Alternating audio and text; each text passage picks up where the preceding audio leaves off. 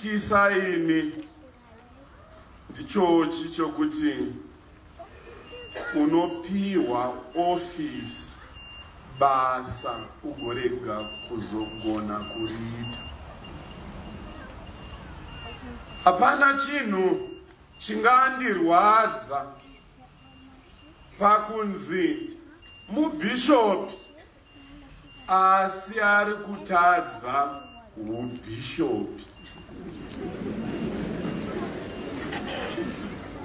Dai kirike rarega kufira mumaoko angu.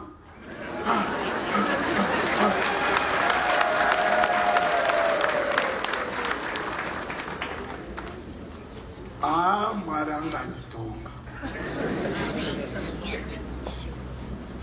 Shamwari dzangu muri pano, ndinamatireyo ndigone kuzadzisa iro basa iri randinonzi ndiite, kuti Mwari vatekeshere mumwoyo yavanhu, kirike risimbe riende mberi.